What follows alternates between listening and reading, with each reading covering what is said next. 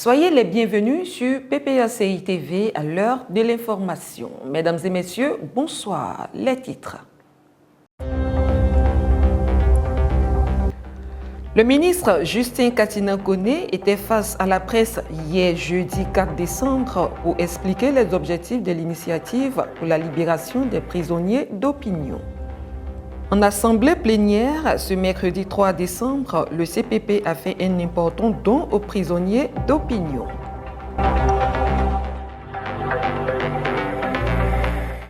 Le ministre Justin Katina-Kone, président du Conseil stratégie et politique, était face à la presse hier jeudi 4 décembre au siège du parti. C'était dans le cadre de la tribune du PPACI. Ange Abraham et Steven Djedje. Ce 40e numéro de la tribune du PPACI était consacré à l'initiative pour la libération des prisonniers d'opinion, IELPO, portée sur les fonds baptismaux le 29 novembre dernier. Cette initiative du président Laurent Gbagbo vise à garantir le bien-être des détenus d'opinion. Au cours de cette rencontre avec la presse, le conférencier a rappelé la portée sociale et politique de l'IELPO. L'IELPO a une vocation première de solidarité universelle envers les détenus et les prisonniers ainsi qu'envers leurs familles. La commission est organisée autour de pôles. Nous avons le pôle des avocats, nous avons un pôle financier, nous avons un pôle médical de santé parce que les prisonniers ont besoin d'un suivi médical. Nous avons donc un pôle qui est dirigé par un professeur de médecine, le professeur Toussaint, si ma mémoire est bonne. Nous avons même un pôle de solidarité active qui est dirigé par l'honorable Guy Linas. Et nous avons le pôle financier avec Bilo, le pôle des avocats dirigé par Maître Tapi, qui dit nous sommes. Alors ici, le pôle comptait aujourd'hui 11 avocats. Mais tout à l'heure, je vous donne les chiffres des prisonniers. D'ici, nous appelons tous les avocats de la Côte d'Ivoire ou d'ailleurs, qui sont sensibles à la cause des droits de l'homme et qui fait partie de leur serment de défendre les plus faibles. Nous les appelons à se joindre à ce pôle. Cette initiative a une portée politique énorme. Et nous avons identifié 4 axes que nous avons tirés du discours du président Laurent Gbagbo du 29 novembre. Ces 4 axes qui sont des axes qui illustrent, du moins qui déclinent la portée politique sont les suivants. L'IELPO, pour rappeler qu'il existe en Côte d'Ivoire des prisonniers d'opinion. Ça, c'est le premier axe. Le deuxième axe, c'est de lutter pour le respect des libertés publiques gravement menacées en Côte d'Ivoire. Troisième axe, se battre pour le respect des lois en Côte d'Ivoire, les lois que nous nous donnons, notamment la Constitution. Et quatrième axe, se battre contre le 4e mandat. Voici les 4 axes que nous avons tirés du discours du président Laurent Gbagbo. Il a par ailleurs dressé le bilan des manifestations contre le 4e mandat. Selon ce bilan, l'on dénombre au moins 17 personnes décédées et 14 personnes pour lesquelles le parti ne dispose toujours pas d'informations sur leur lieu de détention. Les décès ont été constatés à Nayo Bonoa, Dalowa, Gessidje, Abie, Gagore, Yamsoukro, Gregbe, Niamayo et Zaïbo. Le parti a enregistré au moins 56 blessés et plus de 1000 interpellations. Alors sur ce point, le PPACI relève avec beaucoup d'inquiétude le cas des femmes qui ont été arrêtées. Il y en a eu 39. 39 femmes ont été arrêtées. 14 ont regagné leur liberté, la liberté. 7 sont encore en attente, n'ont pas encore été entendus, donc en attente du jugement. Et 18 ont été condamnés à 36 mois. fermes. 18. Et dans les 18, il y a 2 qui sont enceintes. Il y a une, selon les informations que nous avons, qui serait dans une situation qui exigerait une échographie. Jusqu'à ce jour aujourd'hui, cette échographie lui serait refusée. L'IELPO est un instrument pour la sauvegarde des libertés publiques et de promotion du respect des lois. Cette initiative est une affaire de tous parce qu'elle porte sur la sauvegarde de la République, de l'État de droit et participe à la consolidation de la nation. Le mercredi 3 décembre 2025, le Conseil politique permanent, dirigé par le ministre Emmanuel Monnet, était en assemblée plénière au siège du parti. Plusieurs sujets étaient inscrits à l'ordre du jour. Steven Djedje, pour le reportage. Le Conseil politique permanent a tenu sa session plénière le mercredi 3 décembre 2025 au siège du parti à la Riviera Bonoumé. Cette session plénière était présidée par son président, le ministre Emmanuel Monnet. Les réflexions sur le cycle des élections, bilan de l'élection présidentielle et l'avenir du parti étaient les points à l'ordre du jour. À l'ouverture de cette plénière, le président du CPP, le ministre Emmanuel Monnet, a indiqué qu'il s'agit d'une réunion préparatoire du comité directeur du 26 novembre 2025 et la prochaine assemblée plénière de l'organe, avant de donner la parole à l'Assemblée. S'en sont suivis plusieurs échanges pour éplucher les points inscrits à l'ordre du jour. À l'issue des échanges, le ministre Emmanuel Monnet a donné la position de son organe relative à la décision du comité central. La position du parti était que nous ne devions pas aller aux législatives. Et donc, à partir de ce moment-là, le CPP avait également pris cette position-là et nous avons donc attendu que les événements aboutissent à ce que l'ensemble des militants, depuis la base jusqu'au sommet, respectent cette décision du comité central. Ce n'est pas une décision du président Laurent Gbagbo, c'est une décision prise en comité central le 6 novembre 2025. Nous avons estimé que ces sanctions-là de révocation étaient un minimum. Nous estimons que ces sanctions sont justes et réglementaires.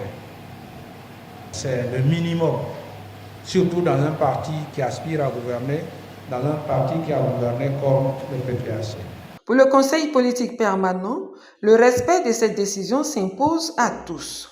Aux responsables du parti n'ayant pas respecté cette décision, le Conseil politique permanent les invite à la raison. Par la voix de son président, le CPP justifie les sanctions du parti envers ses responsables qui doivent faire profil bas afin de revenir sereinement dans le parti. Pour la cohésion du parti, si nous voulons que nos militants de base soient toujours resserrés auprès de la direction exécutive, il faut faire en sorte que ces décisions-là soient maintenues. Et il est important que la démarche qu'eux-mêmes vont faire doit être empreinte d'humilité. Je ne pense pas qu'il faille aller leur demander de venir faire quelque chose. Si on doit aller leur demander de venir le faire, on fausse, on les conforte dans leur position. Il faut qu'ils comprennent qu'ils ont commis une faute grave vis-à-vis du parti. Et donc qu'ils fassent une démarche d'aller retirer leur dossier, ça ne suffit pas, mais il faut qu'ils reviennent vers la direction dans l'humilité la plus totale pour dire que oui, nous avons commis une faute, nous avons besoin d'être réparés. Pour terminer, le président du CPP a exhorté les militants à ignorer ces législatives. Le Conseil politique permanent, à travers sa session plénière, s'est prononcé sur la situation sociopolitique du pays en général et du parti en particulier et se prépare à une rencontre bilan de ses activités pour l'année 2025 afin de faire des propositions. En marge de sa session plénière, l'organe a fait don aux prisonniers, don réceptionné par la coordination de l'ILPO en présence de la haute direction du parti. Toujours avec Steven Djedje. Depuis le lancement de l'initiative pour la libération des prisonniers d'opinion ILPO, le 29 novembre dernier au cabinet du président Laurent Gbagbo, les Ivoiriens se bousculent pour apporter leur soutien aux prisonniers d'opinion. La haute direction du parti est fortement impliquée. En marge de sa session plénière, le mercredi 3 décembre 2025, au siège du parti, le Conseil politique permanent CPP, dirigé par le ministre Emmanuel Monet, a fait don à la coordination de ILPO en guise de sa première participation. C'est la première enveloppe, c'est le premier produit de cette collecte que nous allons vous remettre. Et alors, donc, ici, une enveloppe de 800 000 francs de nos notre sœur Elisabeth Café, en notre nom à tous, va remettre cette enveloppe. Par ce geste, le Conseil politique permanent répond de la plus belle des manières à l'appel du président Laurent Gbagbo lancé lors de la cérémonie de lancement de l'ILPO. Deux autres dames qui, ayant gardé l'anonymat, se sont manifestées également. Tous ces dons ont été reçus en présence de la haute direction du parti. Après avoir réceptionné les enveloppes, la coordonnatrice en second, la ministre Odette Soye, a exprimé la reconnaissance du parti et celle de sa coordination aux donateurs. Elle a profité de l'occasion pour réitérer l'appel à la solidarité à l'endroit des détenus d'opinion. Je voudrais d'abord saluer l'acte que vient de poser le CPP. C'est vrai que le président nous a confié cette structure, mais il faut que cette structure soit non seulement animée, mais qu'elle reçoive effectivement les dons, les moyens pour aider les prisonniers, les familles, les blessés, parce que la liste est longue. Donc, cette tâche que vous venez de poser, nous ne pouvons que vous dire merci. Merci. Et je suis sûr que ça va permettre aux autres militants, aux Ivoiriens, de suivre votre exemple. Donc, je remercie également la dame, la personne anonyme qui a fait ce don d'1 million. Et puis, bon, j'attends et j'espère que l'élan de solidarité qui a commencé va se poursuivre à travers la Côte d'Ivoire, à travers la diaspora, pour que nos prisonniers soient libérés, parce que l'objectif final, c'est la libération de nos prisonniers. Donc, on fait ces dons pour les aider, mais on fera ces dons pour que nos avocats aussi puissent mieux les encadrer et plaident pour leur libération. Merci beaucoup, merci pour ces dons. Les aides et soutiens sont attendus par la coordination afin de veiller au bien-être des détenus d'opinion et leurs familles.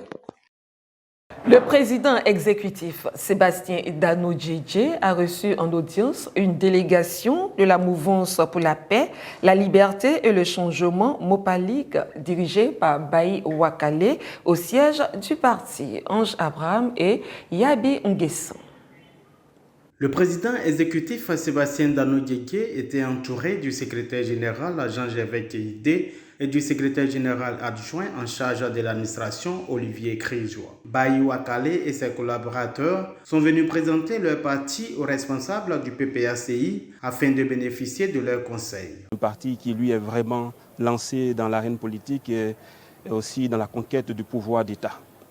Ce qu'il faut comprendre, c'est que le positionnement du parti, c'est un parti centriste, parce que nous faisons confiance à la social-démocratie, voilà, qui, selon nous, est ce qu'il faut pour pouvoir transcender, voilà, les aspects politiques et économiques de la Côte d'Ivoire. Notre démarche ici, c'est de marquer déjà notre approbation à la vision politique d'un grand homme que nous suivons depuis que nous sommes petits. Voilà, lui dire que nous avons toujours entendu ses enseignements et nous marchons dans sa droite ligne. Une visite dans le but de solliciter la bénédiction de ce monsieur-là pour des jeunes leaders que nous sommes, parce que nous souhaitons éviter les pièges classiques, voilà, de la politique.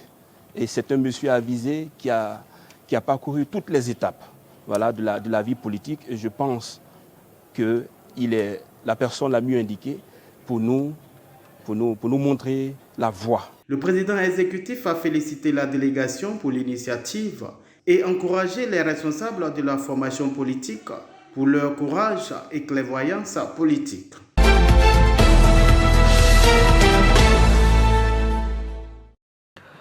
Nous faisons le tour de l'actualité de la semaine avec Kevin Comenon. Cameroun. L'opposant camerounais Anissé Ekan est mort en prison. Anissé Ekan, figure emblématique de la gauche camerounaise, est mort le lundi 1er décembre 2025 à l'âge de 74 ans alors qu'il était détenu en prison. Le président du mouvement africain pour la nouvelle indépendance et la démocratie Manidem avait été arrêté fin octobre malgré une insuffisance respiratoire sévère. Lors de l'élection présidentielle, il a été l'un des soutiens de Issa Chiroma. Félix Tshisekedi et Paul Kagame ont signé un accord de paix à Washington. Alors que les combats se poursuivent sur le terrain, les chefs de l'État de la République démocratique du Congo et du Rwanda ont signé un accord de paix en présence du président américain Donald Trump le jeudi 4 décembre dernier. Le président rwandais Paul Kagame a averti qu'il y aurait des hauts et des bas dans l'application de ces accords de Washington, tandis que le président congolais Félix Tshisekedi a salué le début d'un nouveau chemin qui serait exigeant et plutôt difficile. Donald Trump, quant à lui, a parlé d'un grand miracle. L'Afrique du Sud annonce faire une pause d'1 an dans sa participation au G20.